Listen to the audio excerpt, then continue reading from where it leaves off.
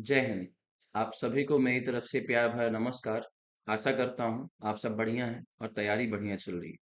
Dear students, पिछली class में मैंने आपको एक्ट ऑफ 1786 पढ़ाया था और वहां पर मैंने बताया था कि लॉर्ड कॉर्नवालिस या फिर आप ये कहिए Charles Cornwallis as a governor general of India appointed कर दिए गए थे। ठीक है। 1786 का जो एक्ट था, उसके बाद जो अगला एक्ट लाया गया था वो था हमारा चार्टर एक्ट ऑफ 1793। ठीक है।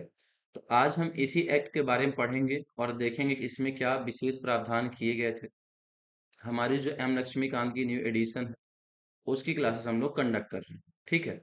चलिए देखते हैं कि फीचर क्या थे जो ये एक्ट लाया गया था, इसके क्या मुख्य मुख्य प्रावधान थे इसमें। ठीक है। पहला प्रावधान क्या कहता है? It extended the overriding power given to Lord Cornwallis over his council। जो 1793 का एक्ट था, तो उसने लॉर्ड कॉर्नवालिस को ओवरराइडिंग पावर दे दी थी। ठीक है ना। यानी कि जो काउंसिल थी, इनकी जो काउंसिल थी, तो वो जो डिसीजन लेते थे, उसकी पावर को लॉर्ड कॉर्नवालिस क्या कर सकते थे? ओवरराइड कर सकते थे। यानी उसको वो चेंज कर सकते थे। अगर उन्होंने कहा कि हमें ये रूल फॉलो करना है, तो लॉर्ड कॉर्नवालिस कह देते अगर कि हमें ये रूल फॉलो करना, तो उसी रूल को मान्य किया जाएगा। ठीक है। तो इन्होंने क्या किया कि it extended the overriding power given to Lord Cornwallis.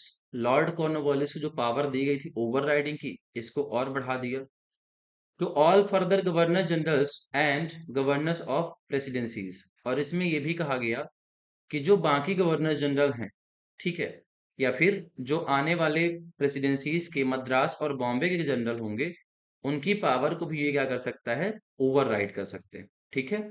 तो लॉर्ड कॉर्नवालिस क्या दिया गया कि अपनी जो काउंसिल है, खुद की काउंसिल, आप उनकी भी जो डिसीजन है ना, उसको भी आप ओवरराइड कर सकते हो। ठीक है ना। यानी जो आपकी काउंसिल ने डिसीजन लिया है, आप उसको भी चेंज कर सकते हो। और इसके अलावा जो बॉम्बे और मद्रास प्रेसिडेंसीज के गवर्नर थे, ठीक है ना, गवर्नर ऑफ प्रेसिडेंसीज, ठीक है, जनरल, और जो गवर्नर हुआ करते थे प्रेसिडेंसीज के बॉम्बे और मद्रास के, उनकी भी पावर को ये ओवरराइड कर सकते हैं। ठीक है। आगे हम बताएंगे इसके बारे में क्या प्रावधान थे। पर यहाँ पे आप बस इतना समझिए कि जो उसकी काउंसिल थी लॉर्ड कॉर्नवालिस की, उसकी पावर को ओवरराइड कर सकता था। और बॉम्बे और मद्रास के जो जनरल थे, उनकी पावर को भी क्या कर सकता था? ओवरराइड कर सकता था। पहला प्रावधान हमारा ये था। ठीक है। नेक्स्ट देखते क्या कहता है। It gave the governor general more powers. अब गवर्नर जनरल जो था ना, लॉर्ड कॉर्नवालिस जो था, उसको और पावर मिल गई थी, उसको मोर पावर मिल गई। And control over the governments of the subordinate presidencies of Bombay and Madras. कि जो सबऑर्डिनेट प्रेसिडेंसीज थी, मैंने पिछली क्लास में आपको बताया था कि जो बंगाल की प्रेसिडेंसीज थी, उसके अंतर्गत कर दिया गया था बॉम्बे और मद्रास की प्रेसिडेंसीज को। ठीक है। तो उसने कहा, जो ये एक्ट था हमारा 1793 का, तो इस एक्ट में ये कहा गया कि जो आपका गवर्नर जनरल होगा वो मोर पावर्स, उसके पास और ज्यादा पावर होंगी, यानी वो और ताकतवर हो जाएगा। ठीक है। And control over the governments of the subordinate presidencies of Bombay and Madras. और जो बॉम्बे और मद्रास की प्रेसिडेंसीज हैं, उनके ऊपर भी क्या करेगा? वो कंट्रोल करेगा। He could override his councils decision. और यहां तक कि अपनी काउंसिल्स के डिसीजन, जो आप ये कह सकते हो बॉम्बे और मद्रास की प्रेसिडेंसीज थी, वहां भी जो काउंसिल थी, उसके भी डिसीजन को गवर्नर जनरल ऑफ इंडिया जो था, ये फिर गवर्नर जनरल ऑफ बंगाल कह सकते हो, वो उसको चेंज कर सकता था, ओवरराइड कर सकता। ठीक है। आगे देखते हैं। He was also given authority over the governors of Madras and Bombay. ये तो मैंने आपको ऑलरेडी बता दिया कि मद्रास और जो बॉम्बे गवर्नर था, उसके ऊपर इसको रखा गया था। यानी कॉर्नवालिस जो था, तो वो ज्यादा पावरफुल रहेगा कंपेयर देन मद्रास और बॉम्बे के गवर्नर जनरल। ठीक है। Governor general was present. उनका कहना था गवर्नर जनरल वॉज तो प्रेजेंट रहेंगे, यानी कि मद्रास और बॉम्बे जो है, वहां गवर्नर जनरल प्रेजेंट रहेंगे। तो कहता है supersede in authority over the governor of Madras and Bombay. Simple से बताता हूँ, देखो सुनो। हमारा जो गवर्नर जनरल ऑफ बंगाल है, यानी कि हम कॉर्नवालिस की बात कर रहे हैं। ठीक है। हम किसकी बात कर रहे हैं? कॉर्नवालिस की बात कर रहे हैं। ठीक है। तो हमारा जो गवर्नर जनरल रहेगा, अगर वो प्रेजेंट है, प्रेजेंट कहाँ पे? समझो बॉम्बे और मद्रास में। ठीक है ना। कि अगर जो गवर्नर जनरल है, यानी कि लॉर्ड कॉर्नवालिस है, वो बॉम्बे और मद्रास में अगर प्रेजेंट है, ठीक है, supersede in authority over the governor of Bombay and Madras. तो जो बॉम्बे और मद्रास गवर्नर के पास अथॉरिटी है, उसके पास जो पावर है, ताकत है, उसको वो सुपरसीड करेगा। ठीक है ना। यानी कि समझिए ऐसा है कि अगर मैं कहीं पे चला गया, ठीक है, मान लीजिए मैं लॉर्ड कॉर्नवालिस हूँ, ठीक है ना, सपोज करना है, और मैं बॉम्बे और मद्रास से दौरे पे निकल गया। जैसे कभी कभी पीएम आते हैं, ठीक है ना, अलग अलग स्टेट से दौरा करते हैं। तो मान लीजिए मैं दौरे पे निकल गया, तो जब मैं वहां रहूंगा ना, तो बॉम्बे और मद्रास के जनरल के जो पास जो पावर है, वो समझ लो बिल्कुल ना के बराबर हो जाएगी, क्योंकि मेरा डिसीजन वहां पे मान्य होगा। मैं उनकी पावर क्या कर दूंगा, सुपरसीड कर दूंगा। यानी उनकी पावर कम हो जाएगी, मेरी पावर ज्यादा होगी वहां पे। ठीक है, चलिए आगे देखते हैं थर्ड प्रोविजन क्या था। It extended the trade monopoly of the company in India for another period of 20 year. अगले जो 20 साल थे, अगले जो 20 ईयर्स थे, उन 20 सालों के लिए ना, कंपनी का ट्रेड मोनोपोली था, उसको ओवर कर दिया गया। उन्होंने कहा कि ठीक है, हम 20 साल आपको और बढ़ा देते हैं। ठीक है ना, कि आप अगले 20 साल तक इंडिया में व्यापार करिए, आपके पास मोनोपोली है, एकाधिकार है, और कोई कंपनी यहाँ पे व्यापार नहीं करेगी। जैसे हमने पढ़ा कि जब ब्रिटिश जो ईस्ट इंडिया कंपनी थी, काफी ज्यादा प्रॉफिट कमा रही थी, तो ब्रिटेन की जो अलग कंपनियां थी, उनको भी यहाँ व्यापार करना था। तो उन्होंने डिमांड किया, पार्लियामेंट में, ब्रिटिश की जो पार्लियामेंट थी, उन्होंने डिमांड किया कि हमें भी भारत के साथ व्यापार करने का मौका दिया जाना चाहिए। लेकिन ब्रिटिश गवर्नमेंट ने कहा कि अभी 20 साल तक आप व्यापार नहीं कर सकते, ये पावर सिर्फ ईस्ट इंडिया कंपनी के पास है। यानी मोनोपोली जो थी, अभी उसको 20 साल तक के लिए आगे बढ़ा दिया गया। ठीक है, अब फोर्थ प्रोविजन क्या कहता है। इट प्रोवाइडेड दैट, इसने ये भी प्रोविजन किया या फिर ये भी प्रोवाइड किया that the commander in chief, जो कमांडर इन चीफ था आर्मी का जो था, was not to be a member of the governor generals council. जो गवर्नर जनरल की काउंसिल हुआ करती थी, तो कमांडर इन चीफ जो रहेगा, ठीक है ना, कमांडर इन चीफ जो रहेगा, तो जो गवर्नर जनरल की काउंसिल हुआ करती थी, उसका मेंबर ये नहीं होगा। ठीक है, आपका जो कमांडर इन चीफ है, तो गवर्नर जनरल की जो जनरल काउंसिल थी, उस उसका मेंबर ये नहीं होगा, unless he was so appointed, जब तक उसको अपॉइंट नहीं किया जाता है। ठीक है, जैसे मान लीजिए कि मैं कमांडर इन चीफ हूँ, जब तक गवर्नर जनरल मुझे अपनी काउंसिल में अपॉइंट नहीं करता है, तो मैं उसका मेंबर नहीं बन सकता। जैसे आप हमारे यहाँ ले लीजिए, चुनाव हुआ, अगर आप चुनाव जीते तो आप सरपंच बनोगे, ठीक है ना, और अगर आप चुनाव हार गए तो आप कुछ भी नहीं बनोगे। ठीक है ना, पर अगर आपको अपॉइंट कर दिया जाता है कि आप इस पोस्ट पर रहेंगे, तभी आप उस पोस्ट पर काम कर पाओगे। तो यहाँ वही था, तो जो कमांडर इन चीफ था, तो गवर्नर जनरल की जो काउंसिल थी, तो जब तक गवर्नर जनरल काउंसिल डिसीजन नहीं लेगी कि कमांडर इन चीफ इसका मेंबर होना चाहिए, तब तक उसको मेंबर नहीं बनाया जाएगा। ठीक है, फिफ्थ प्रोविजन देखते हैं। It laid down that the members of the board of control and their staff, जो मेंबर थे बोर्ड ऑफ कंट्रोल के, ठीक है ना, यानी जो बोर्ड ऑफ कंट्रोल बना था, उसके जो मेंबर थे और उनका जो स्टाफ हुआ करता था, यानी उनके ऑफिस में जो लोग काम किया करते थे, henceforth to be paid out of the Indian revenue, तो उनको जो भी सैलरी दी जाएगी, तो आप इंडिया में जो रेवेन्यू जनरेट कर रहे हो, आपको उसी से सैलरी पे करना है। जैसे हमने कहा कि अगर कोई गवर्नमेंट एम्प्लॉई है, तो गवर्नमेंट एम्प्लॉय को पैसा कौन देगा, भारत सरकार देगी। ठीक है ना, गवर्नमेंट ऑफ इंडिया पे करेगी। वैसे ही जो यहाँ पे लोग हैं, बोर्ड ऑफ कंट्रोल जो था, ठीक है ना, बोर्ड ऑफ कंट्रोल था और उसके जो स्टाफ थे, तो उसमें जितने भी लोग थे, जो भी लोग काम कर रहे थे, तो उनको जो सैलरी दी जाएगी, वो इंडियन रेवेन्यू में से दी जाएगी। ठीक है, यहाँ तक जो प्रोविजंस है, लक्ष्मीकांत में दिए हुए थे, जो न्यू एडिशन आया हुआ था, यहाँ तक प्रोविजन दिए हुए थे। पर लक्ष्मीकांत में जो नहीं दिया था ना, मैंने उसको भी इंक्लूड किया हुआ है। तो ये तो आप पढ़ोगे ही, आपके पास बुक है, तो आप पढ़ोगे, पर ज्यादा रिसर्च नहीं करोगे कि और क्या प्रोविजन थे। तो जो बाकी प्रोविजन है, जो आपकी बुक में नहीं दिए हैं, अब वो शुरू हो रहे हैं। ठीक है ना, तो नोट डाउन कर लेना, कहीं पर लिख लेना, ठीक है, क्योंकि आपकी बुक में नहीं लिखे हुए। नेक्स्ट प्रोविजन देखो क्या कहता है।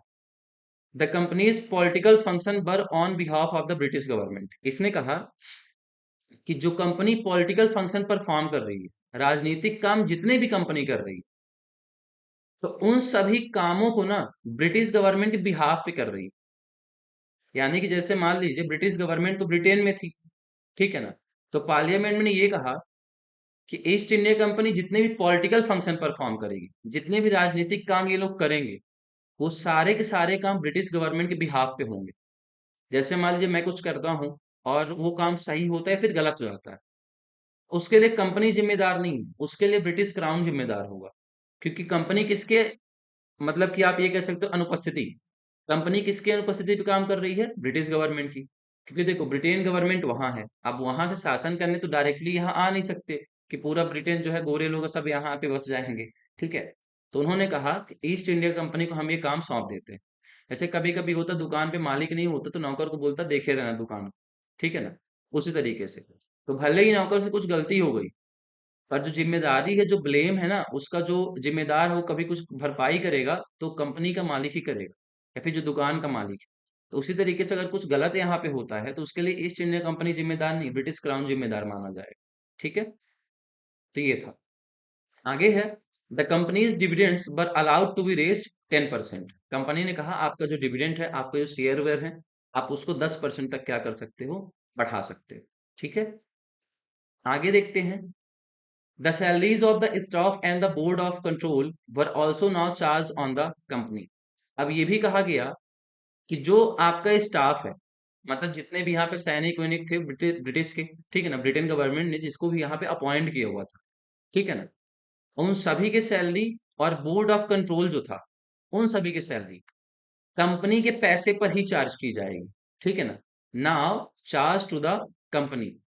ठीक है ना, अब कंपनी के ऊपर ही चार्ज की जाएगी। जैसे आप जिस कंपनी के लिए काम कर रहे हो, आपको पैसा वही कंपनी देगी, ना कि भारत सरकार देने आएगी।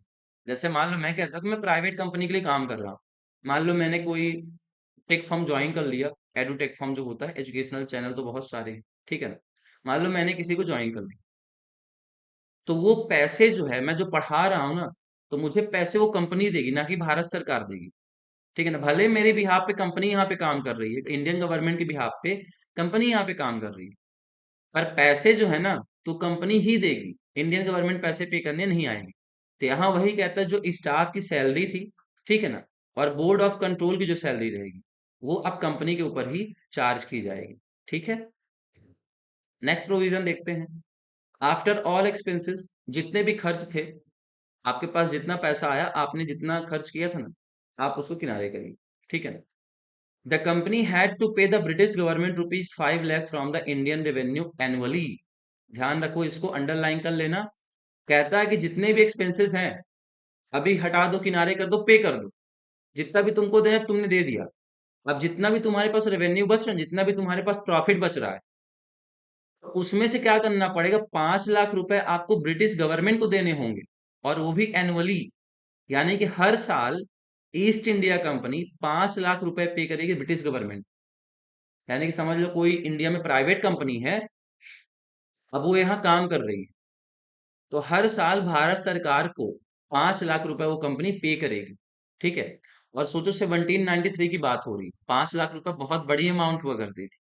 ठीक है, इसीलिए भारत को सोने की चिड़िया कहा जाता है, क्योंकि पता ब्रिटिश गवर्नमेंट जो है, उसको पता था कि ईस्ट इंडिया कंपनी काफी अच्छा प्रॉफिट कमा रही है, तो 5 लाख रुपए एनुअली वो इजिली पे कर सकते हैं। ठीक है ना, तो ब्रिटिश गवर्नमेंट ने क्या कहा कि जो ईस्ट इंडिया कंपनी है उसे 5 लाख रुपए एनुअली हमको पे करना।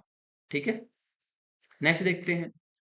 सीनियर कंपनी ऑफिशियल्स, यानी कंपनी जो सीनियर थे, ठीक है ना, जो मतलब कि काफी टाइम से सर्विस दे रहे थे कंपनी को, were barred from leaving India without permission. उनको ना बैन कर दिया गया। यहाँ पे बार्ड लिखा है, बार्ड अगर वर्ड समझ में नहीं आता तो बैन समझ लो। उनको बैन कर दिया गया कि आप भारत नहीं छोड़ सकते हो बिना हमारी परमिशन के। यानी कि जो सीनियर ऑफिशियल्स है ना, जो काफी लंबे समय से कंपनी में काम कर रहे थे, तो उनको कहा गया कि आप बिना ब्रिटिश गवर्नमेंट की इजाजत के आप भारत छोड़ नहीं सकते। ठीक है ना, इफ दे डिड सो, अगर वो ऐसा करते हैं, मतलब कंपनी ने कहा नहीं फिर भी वो भारत छोड़ के ब्रिटेन चले जाते हैं, it would be considered as a resignation. ये माना जाएगा कि उन्होंने कंपनी को रिजाइन कर दिया, उन्हें कंपनी को छोड़ दिया। जैसे कभी कभी होता है ना, आप बिना बताए महीने 2 महीने की छुट्टी पे निकल लो, तो जब वो वापस आते तो बॉस क्या बोलता है कि भैया राम राम। ठीक है, तो यहाँ वही वाला हाल है। ठीक है, कि अगर आप बिना बताए अगर आप इंडिया छोड़ के चले जाते हो, तो आपको ये माना जाएगा कि आपने कंपनी से रिजाइन कर दिया है। ठीक है, नेक्स्ट प्रोविजन क्या था, the company was granted the authority to grant license to individuals and company employees to carry on trade in India. कहती कि जो ब्रिटिश गवर्नमेंट थी, तो ब्रिटिश गवर्नमेंट ने एक काम और किया था यहाँ पे, granted the authority to grant license. उन्होंने ये अधिकार दे दिया कि आप इनको लाइसेंस दो, आप इन्हें लाइसेंस दो। जो इंडिविजुअल, कोई भी अगर एक व्यक्ति है उसको लाइसेंस दे दो। कंपनी एम्प्लॉइज, अगर कंपनी में एम्प्लॉय कोई है वो काम कर रहा है उसको भी आप लाइसेंस दे दो। To carry on trade in India, कि वो इंडिया में क्या कर सकते हैं, ट्रेड कर सकते हैं।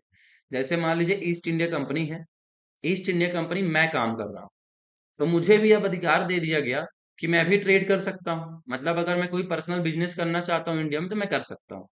और जो ब्रिटेन के आए हुए लोग इंडिया में थे, जो ब्रिटेन के आए हुए लोग इंडिया में थे, तो उनको भी आप लाइसेंस दे सकते हो। देखो लिखा हुआ ना इंडिविजुअल, आप उनको भी ग्रांट कर सकते हो लाइसेंस कि वो इंडिया में क्या करें, व्यापार करें।